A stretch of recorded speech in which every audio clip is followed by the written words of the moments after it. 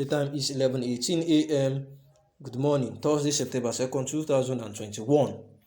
The war between ORTOM and the president. In the last couple of weeks, Benue State Governor Samuel ORTOM and President Muhammadu Buhari have been embroiled in a war of words at issues the security of lives and property of Nigeria, the primary responsibility of government, and who to blame for the worthlessness of human life in Nigeria today. An utterly exasperated ORTOM, who has buried perhaps more citizens than any other state governor, victim of the mindless carnage by terrorists, was the first to fire the salvo. ORTOM has been on unenviable record of having well over 1.5 million of Benue estimated 6 million population living in internally displaced persons IDP camps. Most of these IDPs are orphans and widows that may well live permanently in those camps because their ancestral homes are presently occupied by terrorists, and most of them non-Nigerians.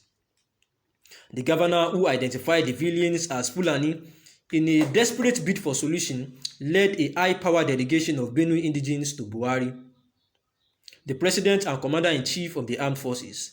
But rather than finding succor, the president admonished them to go back home and accommodate their neighbors, the same people killing them. Thereafter, the people mandated their government to enact an anti-open grazing law which prescribed cattle ranching as a solution to herders-farmers clashes. The Benue State House of Assembly obliged them and passed the bill in May 2017, when ORTOM signed the bill into law in November 2017.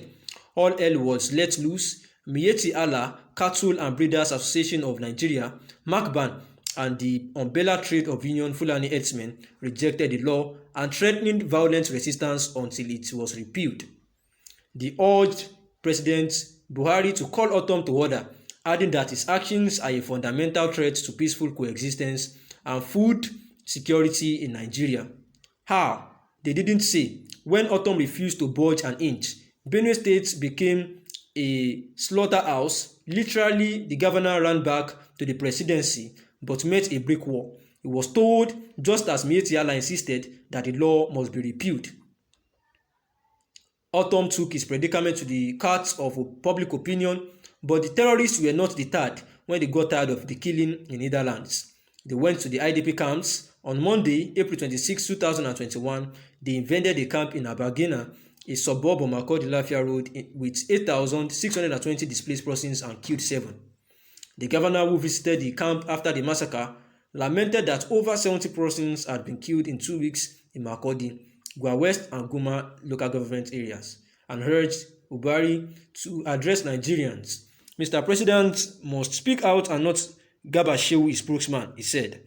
Mr. President must rise up, and he is the president of Nigeria with over 200 ethnic nationalities. He has taken an oath to prevent and to protect the lives and property and cannot afford to be aloof. He must address the nation and tell us where we are going. Expectedly, the president not only ignored him but also denied him access henceforth. And when Buhari approved recommendations of a committee to review, will dispatch 368 grazing sites across 25 states in the country to determine the level of encroachment, ORTOM called him out.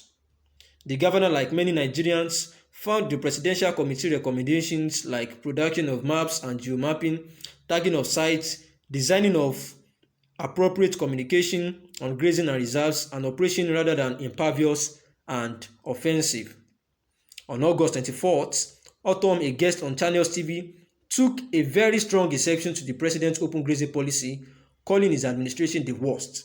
Mr. President is pushing me to think that what they said about me would actually discourage me. However, there is an hidden agenda in this country that is true. ORTOM agonized, adding that because it is very clear that he wants to Fulanize Nigeria. Buhari is the worst president when it comes to issues of security and keeping his promises. And on Wednesday, the president fired back through his spokesman, Garba Shehu, defending his principle on the same channel's television. He stated that Buhari has no connection with the killing of innocent Nigerians by criminals.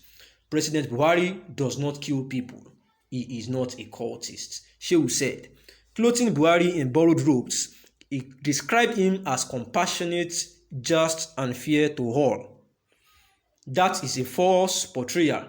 No leader with Buhari's nepotistic inclination can at the same time be fair and just.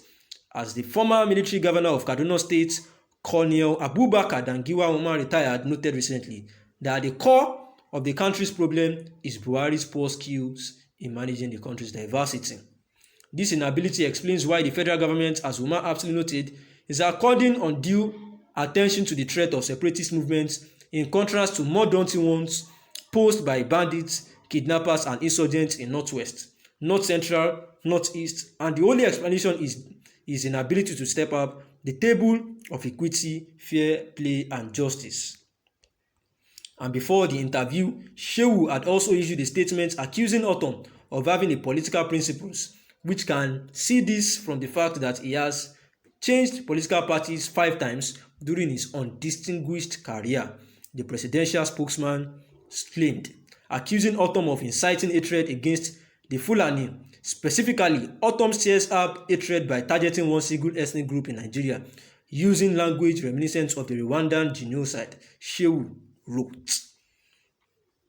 The presidency response is sheer puerile tantrum that has nothing to do with the crisis threatening to consume Nigeria. If ORTOM has few political principles because he has changed political parties 5 times, Buhari has not far better on that front. It is on record that he contested for presidency on the platform of 3 political parties, but the most laughable is the claim that ORTOM has an undistinguished political career. It is a misnomer to say that the career of a man who has been a local government chairman, state treasurer of a party, and state secretary, deputy chairman, and national auditor of the People's Democratic Party, federal ministry, and now a 2-term governor is undistinguished. And the summary of the news headline is that Governor ORTOM and President Muhammadu Buhari has actually been on a battle between themselves, freer press statements and the likes about the ongoing security challenges facing the nation. And some people are actually blaming Governor ORTOM for spewing facts to President Muhammadu Buhari, while some are of the opinion that the presidency, instead of attacking the messages and addressing it outrightly, have found more pleasure in attacking the messenger rather than addressing the message. And that the fact that he was being praised by slave masters as a worthy apostle of peace and rewarded with the chairmanship of Northern Governor Forum, then that is Governor Simon Lalong of Plateau State, where he's actually saying that there is that they should blame Governor ORTOM of Benue State. Yet Plateau State is also a killing field. So the people of the nation and the prominent members, leaders have actually been saying that the presidency has become, without exaggeration, an existential threat. The time is 11:27 a.m. Good morning. Thanks for listening.